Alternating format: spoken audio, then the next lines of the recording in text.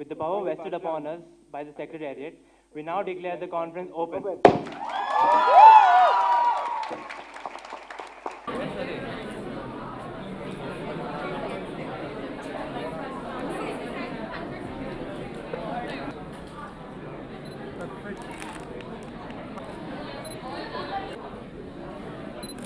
I'm very happy to be here at the CBIT MUN, which is the 11th edition of this UN conference. The CBIT has been hosting this very successfully, and they have this year about 350 delegates across the country, and they are going to debate on various aspects of international organizations. I'm sure this will be a very enriching experience to the students, and I wish them all success. అంటే ఇప్పుడు ఇది సిబిఐటిలో గత 11 సంవత్సరాల నుంచి జరుగుతుంది. This is 11th edition. ఈ విధంగా ఏంటంటే ఇప్పుడు డెలిగేట్స్ మొత్తం ఇదివరకైతే ఇంటర్నేషనల్ ప్రపంచం నుండి కూడా వచ్చేవారు. ఈసారి దేశం మొత్తం నుంచి వచ్చి అంటే international issues, international monetary fund కానీ, వరల్డ్ హెల్త్ ఆర్గనైజేషన్ అని, ఇంటర్నేషనల్ ప్రెస్ అని, డిజార్మమెంట్ ఇష్యూస్, సో ఇలాంటి ఇష్యూస్ గురించి ఇక్కడ ఏంటంటే డిబేట్ చేస్తారు స్టూడెంట్స్. డిబేట్ చేసి వాటి యొక్క సొల్యూషన్స్ కూడా వెతుకుతారనమాట. సో మామూలు ఏదైనా కల్చరల్ లిటరరీ ఈవెంట్స్ కాకుండా ఇలాంటి ఈవెంట్స్ కండక్ట్ చేయడంతో పిల్లలు కూడా ఎంతో నేర్చుకుంటారు. అంటే ప్రపంచంలో ఉన్న ఎన్నో సమస్యల గురించి కూడా వాళ్ళు ఇక్కడ డిబేట్ చేసి మాట్లాడి వాటి యొక్క సొల్యూషన్స్ కూడా వెతుకుతారన్నమాట. విద్యార్థుల కంటే ఇప్పుడు వాళ్ళకు అన్ని రకాలుగా ఇప్పుడు ఈ రోజులలో మనం విద్యార్థులకు ఎక్కువ అంటే వరల్డ్ అవేర్నెస్ లేదు అన్నట్టుగా అనుకుంటాం కదా. ఇలాంటి కాన్ఫరెన్సెస్ కండక్ట్ చేయడంతో ఏంటంటే ప్రపంచంలో ఏం జరుగుతుంది, what are the different issues, అసలు యునైటెడ్ నేషన్స్ అంటే ఏంటి, యునైటెడ్ నేషన్స్ ఏ విధంగా ఫంక్షన్ అవుతారు, తర్వాత ప్రపంచంలో అనేక సమస్యలు ఉన్నాయి. సో ఆ సమస్యల గురించి కనుక్కోవడం, దీని గురించి ఇప్పుడు డెలిగేట్స్ ఏంటంటే వాటి గురించి స్టడీ చేస్తారు.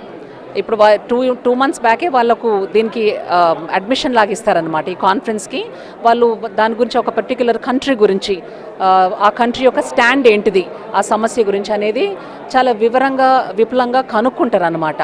సో ఈ విధంగా స్టూడెంట్స్ అపార్ట్ ఫ్రమ్ అకాడమిక్స్ అంటే ఉట్టి వాళ్ళ చదువుకు సంబంధించింది కాకుండా, చదువు మాత్రమే కాకుండా, లేకపోతే ఏదో స్పోర్ట్స్ కల్చరలే కాకుండా ఇలాంటి మన ప్రపంచంలో జరిగే ఇష్యూస్ గురించి కూడా స్టడీ చేసి టుమారో లీడర్స్ అవ్వాలి కదా మన పిల్లలు. Today students are tomorrow's leaders. So ఇలాంటి కాన్ఫరెన్సెస్ వాటికి తోడ్పడుతుంది అన్నమాట. ఖచ్చితంగా అండి. మాకు సిబిఐటిలో technical clubs, non technical clubs చాలా ఉన్నాయి. అందులో చైతన్య సంస్కృతి అని లిటరరీ అండ్ కల్చరల్ ఈవెంట్స్కి సంబంధించిన ఒక వింగ్ ఉంది. దాంట్లో మనకి చైతన్య సంస్కృతిలో సిబిఐటి ఎంయూ అనేది లిటరరీ వింగ్ కింద వస్తుంది.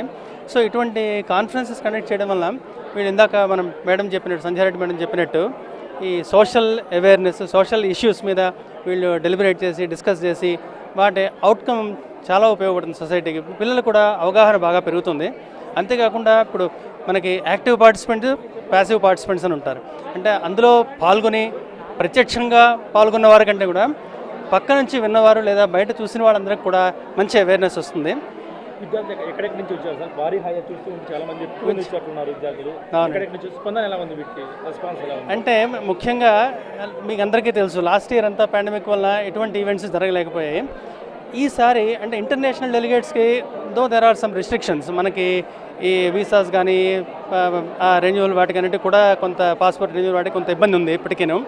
అయినప్పటికీ కూడా దేశం నలుమూల నుంచి మనకి గుజరాత్, మహారాష్ట్ర, ఇంకా చాలా ప్రదేశాల నుంచి మనకు వచ్చారు. దేశం మొత్తం నుంచి చాలామంది వచ్చారు. సో ఇది చాలా ఆనందదాయకమైన విషయం అండి. ఈసారి ఇట్లా చాలా గ్రాండ్గా జరగడం చాలా ఆనందదాయకమైన విషయం. రెస్పాన్స్ ఎలా ఉంది? చర్చలు బాగా చేస్తున్నారంట. డిబేట్స్లో ఎలా పాల్గొంటున్నారు? వాళ్ళ స్పందన ఎలా ఉంది? స్పందన అయితే చాలా ఉత్సాహంగా ఉన్నారు. ఇప్పుడు డిబేట్స్ మొదలవుతాయి. ఇప్పుడు ఇనాగ్రేషన్ ఇప్పుడు అయింది కాబట్టి ఇంకా మొదలవుతాయి డిబేట్స్. వేరియస్ ఇష్యూస్ ఇందాక మేడం చెప్పినట్టు అన్ని రకాల ఇష్యూస్, ఒక ఫైనాన్స్ సంబంధించింది కానీ, లీగల్కి సంబంధించింది కానీ, ఇటువంటివన్నీ కూడా డిఫరెంట్ వింగ్స్ ఉంటాయి. సో ఈ సెషన్స్ అన్నీ కూడా ఈ 3 రోజుల పాటు జరుగుతాయి. తర్వాత వాలిడిక్టరీ ఫంక్షన్ 3rd డే లాస్ట్ జరుగుతుంది అనమాట. సో ఇవాళ మా కాలేజ్ సిబిఐటి వాళ్ళు MUN మోడల్ యునైటెడ్ నేషన్స్ అన్నది మనకి ఇక్కడ చేయబోతున్నాము. సో ఎలా అంటే మనం ప్రపంచంలో అందరు దేశాలు కలిసి యాక్చువల్ యునైటెడ్ నేషన్స్లో వెళ్ళి మాట్లాడుతూ ఉంటారు ఏమేమి విషయాలు అవుతాయో అవన్నీ మనల్ని ఒక రెప్లికా లాగా మనం ఇక్కడ చేయబోతున్నాము. సో దాని గురించి మేము అందరం ఇక్కడికి వచ్చాము. దీనివల్ల మీకు ఏం యూజ్? అంటే మాకు ఏంటంటే ప్రపంచంలో జరిగే ఇష్యూస్ గురించి మేము కూడా డిబేట్ చేస్తూ ఉంటాము. సో వరల్డ్లో అన్ని సర్కమ్స్టాన్సెస్ అలాంటి థింగ్స్ గురించి మాకు కూడా అవగాహన బాగా పెరుగుతుంది. మీరు ఇప్పుడు ఏ డిపార్ట్మెంట్, ఏం సబ్జెక్ట్? మేము సోకమ్ అంటే social cultural and humanitarian department కింద టిగ్రే క్రైసిస్ అని ఇథియోపియాలో అవుతున్న ఒక వార్, అది దాని గురించి మేము మాట్లాడుకోకపోతున్నాం. మేడం మీరు చెప్పండి, మీ పేరేమి, మీరు ఏం డిపార్ట్మెంట్ నుంచి వచ్చారు? నా పేరు Lohitha and SOCHUM social cultural and humanitarian and I represent Mali. So it's one of the poorest countries in the world, and as a delegate of Mali I would like to present how Tigray crisis affected our country and how the people were affected, how it affected the economics and the financial state of the country. మీకు ఎలా ఉపయోగపడుతుంది ఈ project కానీ ఈ మాక్ parliament కానీ? The main thing is we are all going to club together our ideas and we're going to come up with a solution.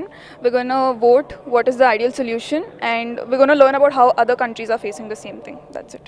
ఇది మాకు ఎట్లా ఉపయోగపడుతుందంటే మాకు తెలుస్తుంది వేరే కంట్రీస్ ఎట్లా సఫర్ అవుతున్నాం. మా కంట్రీ కాకుండా మన కంట్రీలోనే ఎన్ని ప్రాబ్లమ్స్ ఉన్నా వేరే కంట్రీస్లో కూడా ఎన్ని ప్రాబ్లమ్స్ ఉన్నాయో తెలుస్తాయి.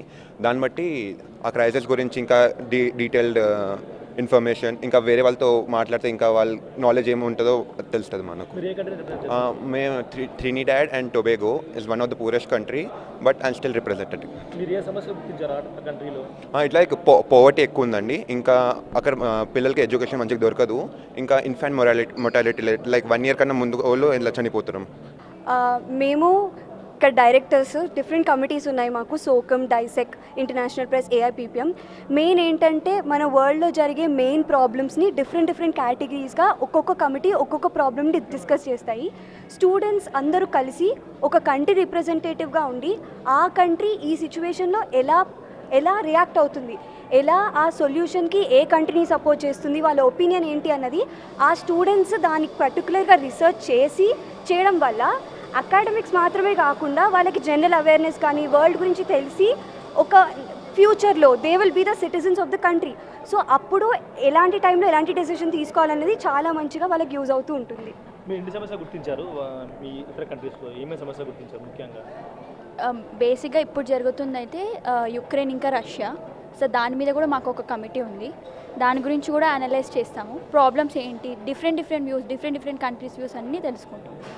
సో దాని ద్వారా మాకు ఇంటర్ప్రిటేషన్ అంటే తెలుస్తుంది కదా, ఏంటి ప్రాబ్లం ఎట్లా ఉంది, సొల్యూషన్ కూడా మేమే చెప్తాము. లాస్ట్కి ఒక డ్రాఫ్ట్ కూడా ఉంటుంది, అందులో కూడా ఉంటుంది. మన దేశంలో స్పెసిఫికల్గా చాలా సమస్యలు ఉన్నాయి. మొన్న జరిగిన కర్ణాటకలో విషయం కానివ్వండి, లేకపోతే ఫార్మర్స్ ప్రొటెస్ట్ కానివ్వండి, అలా చాలా ఉన్నాయి మన దేశంలో. అలాంటివి మేము గుర్తించి ఇలాంటి వాటి మీద ఒక 70 మంది వరకు స్టూడెంట్స్ వాళ్ళ ఒపీనియన్స్, వాళ్ళు ఇచ్చే వాయిసెస్ అన్నీ తీసుకుని మేము ఒక డ్రాఫ్ట్ లాంటిది చేసి లాస్ట్లో వీ విల్ పుట్ ఫోర్త్. అంటే అవి మా ఐడియాస్, మాకున్న ideas like to solve or to move forward through the problem. ఇది మీకు ఎలా ఉపయోగపడుతుంది ఫ్యూచర్లో కానీ ఇప్పుడు కానీ? ఎప్పుడైనా మనం ఇప్పుడు మాట్లాడేది ఏంటంటే ఏ జాబ్కి వెళ్ళినా ఎక్కడికి వెళ్ళినా మనుషులకి తెలియాల్సింది మాట్లాడడం. ఇక్కడ మాకు జనరల్ అవేర్నెస్తో పాటు ఎలా మాట్లాడాలి, ఎలా ఉండాలి, ఎలా ప్రవర్తించాలో తెలుస్తుంది నార్మల్గా. అండ్ స్టూడెంట్స్ కాకుండా ఇవన్నీ చాలా హెల్ప్ఫుల్గా ఉంటాయి వాళ్ళకి. సో ఈరోజు CBIT model United Nations 11th edition start అయింది. సో ఇది ఒక 3 days కాన్ఫరెన్స్ అనమాట. అంటే యాక్చువల్ MUNని ఇక్కడ మళ్ళీ మేము రీక్రియేట్ చేస్తాము. అంటే ఒక 6 కమిటీస్ ఉన్నాయి. అంటే డిఫరెంట్ టైప్స్ ఆఫ్ ప్రాబ్లమ్స్, అది ఎకనామిక్ అవ్వనివ్వండి లేదా హెల్త్ ఇష్యూస్ గురించి, రష్యా యుక్రెయిన్ గురించి, అట్లా డిఫరెంట్ టాపిక్స్ తీసుకొని స్టూడెంట్స్ డిస్కస్ చేస్తారనమాట. స్టూడెంట్స్ బెంగళూరు నుండి, చెన్నై నుండి అట్లా 300+ డెలిగేట్స్ వచ్చారు. సో వీళ్ళు స్టూడెంట్స్ తరపు నుండి వాళ్ళు ఎట్లా సాల్వ్ చేద్దాం అనుకుంటున్నారు అని డిస్కస్ చేసి 3 days తర్వాత అంటే మా తరపు నుండి ఒక సొల్యూషన్ లాగా ఇట్లా డాక్యుమెంట్స్ రిలీజ్ చేస్తారు. సో అది నడుస్తుంది. అండ్ ఎగ్జిక్యూటివ్ బోర్డ్కి వచ్చేసరికి ఇప్పుడు వర్కింగ్ ప్రొఫెషనల్స్ అనమాట, వాళ్ళందరూ లాయర్స్ ఉన్నారు. అంటే వాళ్ళకి ఒక 50-60 కాన్ఫరెన్సెస్ అట్లా అటెండ్ అయ్యి ఇప్పుడు వాళ్ళు ఎగ్జిక్యూటివ్ బోర్డ్గా వస్తారు. అంటే ఇప్పుడు స్టూడెంట్స్లో లీడర్షిప్ క్వాలిటీస్ కానివ్వండి, లేకపోతే వాళ్ళు ఇట్లా అందరితో డిస్కస్ చేయటం, ఎట్లా సొల్యూషన్స్ వెతకటం, అవన్నీ నేర్చుకోవడానికని ఇట్లా డిబేటింగ్ స్కిల్స్ పెంచడానికి కాన్ఫరెన్స్ హెల్ప్ ఎన్ని చేస్తుంది. రోజులు? 3 days కాన్ఫరెన్స్. హలో, నా పేరు మిత్ర. సో ఇది 3 day కాన్ఫరెన్స్ అనమాట. సో మా ఈబీ కూడా, మా హెడ్స్ అందరు కూడా చాలా ఎక్స్పీరియన్స్ వాళ్ళు ఉన్నారు. అండ్ మా హెడ్స్ కూడా ఇండియా నుంచి ప్రతి చోట నుంచి వస్తున్నారు. బాంబే నుంచి వచ్చారు, ఢిల్లీ నుంచి వచ్చారు, లా స్టూడెంట్స్ ఉన్నారు, ఇంకా పర్స్యూ చేసే వాళ్ళు కూడా ఉన్నారు. అలానే స్టూడెంట్స్ కూడా ఇండియా వైడ్ అంతా నుంచి వచ్చారు. ఢిల్లీ నుంచి, ముంబై నుంచి, బెంగళూరు, చెన్నై నుంచి కూడా ఉన్నారు. మాకు 300 పైన డెలిగేట్స్ వచ్చారు. ప్లస్ మేము రీసెంట్గా ఈ స్పాన్సర్షిప్స్తో వచ్చిన మనీ కూడా మేము ఒక ఎన్జిఓకి లాంటి దానికి డొనేట్ కూడా చేశాము. దానివల్ల మేము ఇలా ప్రాబ్లమ్స్లో ఉన్న చిన్నపిల్లలందరికీ కూడా హెల్ప్ చేశాము. ఎందుకోసం ఈ ప్రోగ్రామ్ కండక్ట్ చేస్తున్నారు? సో ఈ ప్రోగ్రామ్ వల్ల ఇప్పుడు లీడర్షిప్ క్వాలిటీస్ అనేది పెరుగుతుంది, ఇంకా స్పీకింగ్ స్కిల్స్ అనేది. ప్లస్ ఇది మీరు పెద్దయ్యాక ఇప్పుడు జాబ్స్ వెళ్తాము. సో జాబ్స్కి వెళ్ళినప్పుడు రెజ్యూమీలో కూడా చాలా యాడ్ చేస్తుంది. ప్లస్ స్టూడెంట్స్కి చాలా బెనిఫిట్స్ ఇస్తుంది అనమాట ఇలాంటి ప్రోగ్రామ్స్ అని.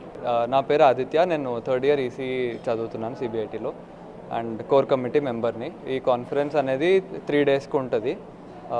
వేరే సిటీస్ నుంచి కూడా వచ్చారు డిబేట్ చేయడానికి. డిబేట్ చేసే టాపిక్స్ అయితే యునైటెడ్ నేషన్స్లో అయ్యేవి సిమ్యులేట్ చేయడానికి ట్రై చేస్తాము. ప్రస్తుతానికి రష్యా ఇంకా యుక్రెయిన్ కాన్ఫ్లిక్ట్ ఉంది, లేకపోతే ఎకనామిక్ క్రైసిస్ ఉంది శ్రీలంకలో, ఇంకా ఇండియాలో అయితే హిందూ ముస్లిం వివాదాలు వస్తూనే ఉన్నాయి. వీటన్నిటికీ కలిపి డిఫరెంట్ కమిటీస్లో ఒక్కొక్క టాపిక్ పెట్టేసి ఏ స్పెషలైజేషన్ ఉందో వాళ్ళందరూ డిబేట్ చేయడానికి వస్తున్నారు.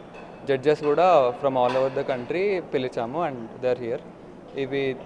ఈ కాన్ఫరెన్స్ 3 daysకి అవుతుంది. 15th రోజు ఎండ్ అవుతుంది.